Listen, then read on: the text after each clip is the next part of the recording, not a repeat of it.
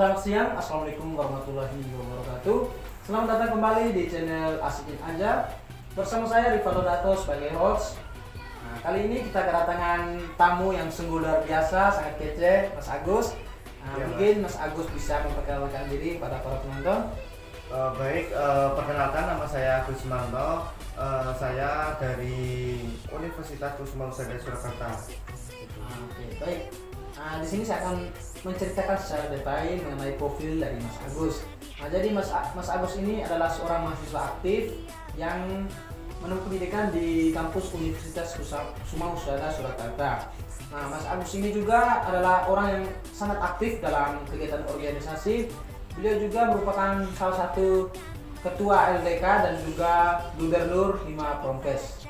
Nah, itu sedikit detail mengenai profil Mas Agus. Nah, jadi hari ini Mas Agus akan bersharing-sharing mengenai perilaku seksual harassment.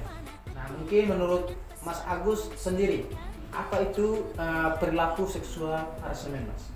Jadi ini Mas, pelecehan seksual harassment itu adalah tindakan seksual yang tidak diinginkan dan tidak diminta baik secara verbal maupun non verbal, begitu Mas. Tadi Mas Agus menyebutkan dua jenis ya, perilaku verbal sama non verbal. Ya. Mungkin Mas Agus bisa menjelaskan secara detail mengenai jenis-jenis pelecehan seksual yang verbal dan non verbal. Oh, iya Mas. Pelecehan seksual yang verbal itu menggunakan lisan Mas. Contohnya kalau ada cewek jalan sendirian begitu, nah ada seseorang yang menggoda dengan contohnya gini Mas, hei cewek cantik, abang temenin ya gitu. Itu contoh dari yang verbal, yang dari lisan diucapkan gitu Mas. Nah, sedangkan yang dari non verbal itu seperti apa? Oh, yang non verbal itu tindakan fisik Mas. Contohnya kayak memegang bagian tertentu seperti bagian dagu, dada, paha, dan lain sebagainya begitu Mas. Bagian-bagian yang rawan. Nah, itu tadi kan mungkin menjelaskan yang perilaku seksual, pelecehan seksual harassment yang terjadi kepada perempuan yang tidak kita kenal. Nah, sedangkan kalau kita melakukan itu, misalnya kita memanggil nama teman yang merupakan teman kita sendiri dalam satu kampus, dalam satu kelas, ketika kita melakukan itu, kita memakan tangan, apakah itu merupakan salah satu kekerasan seksual harassment atau tidak, Mas? Oh, ya itu termasuk pelecehan seksual harassment karena kan itu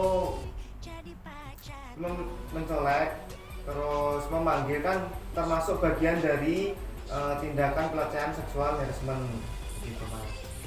Oke. Nah, mungkin Mas Agus sendiri dalam pengamatan Mas Agus yang Mas Agus lihat di lingkup kampus Mas, baik itu di dalam organisasi, di dalam kelas atau di sekitaran kampus, apakah Mas Agus sering melihat terjadinya perilaku kekerasan seksual harassment di sekitaran kampus? Ya, kalau di kampus Universitas Kusuma-Usada itu sendiri kan mayoritas banyak perempuannya Mas. Jadi tingkat pelecehan seksual harassment itu juga ada. Contohnya itu kayak dari prodi, mahasiswa prodi itu melakukan pelecehan seksual harassment yang bentuknya verbal ke mahasiswa lain, ke prodi lain begitu Mas, atau menggoda gitu. Oke. Nah, kira-kira nih Mas Agus, ketika perempuan itu sudah kenal gitu. Sudah kenal dengan temannya, mungkin temannya juga ganggu itu termasuk ya Mas? Oh iya Mas, itu termasuk karena kan kita sudah kenal, tapi kita melakukan pelecehan tadi seperti dengan lisan kayak ngomong kamu kok cantik banget dari ini, itu kan termasuk dari pelecehan seksual harassment yang verbal. Kalau seperti mencolek bagian-bagian tertentu kayak bagian paha, bagian dada, bagian dagu, itu kan juga termasuk dari pelecehan harassment begitu Mas. Nah, kira-kira dampak dari pelecehan seksual harassment ini kepada korbannya itu, terlebih perempuan ya Mas, kira dampak yang sangat membahayakan untuk perempuan itu seperti apa Mas? Kalau dari dampak itu gini Mas, setahu saya ya ada 3 dampak Mas, yang saya ketahui. Yang pertama itu dampak dari psikologis, terus dampak dari fisik, dan dampak dari sosial, begitu Mas. Dampak dari psikologis itu bisa mudah marah, terus merasa tidak nyaman, itu pasti Mas. Terus yang paling berbahaya itu apabila terjadi stres dan depresi pada si korban, begitu. Terus yang dampak dari fisik itu kerusakan organ tubuh Mas, organ tubuh internal dan eksternal, begitu Mas.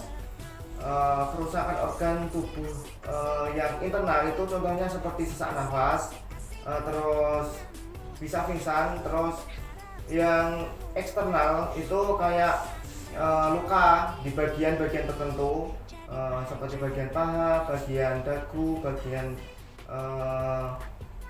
lengan, begitu Mas, bagian-bagian dari area tubuh, begitu. Itu yang dampak dari fisik. Sedangkan dampak dari sosial itu penurunan prestasi akademik, dan yang pasti itu pasti dikucilkan, dikucilkan oleh masyarakat, teman-teman, begitu Mas. Baik, mungkin itu saja sharing-sharing kita pada hari ini mengenai seksual harassment. Jadi pesan saya untuk penonton atau untuk teman-teman semua di luar, yang pertama itu stop seksual harassment, karena kita harus bersatu.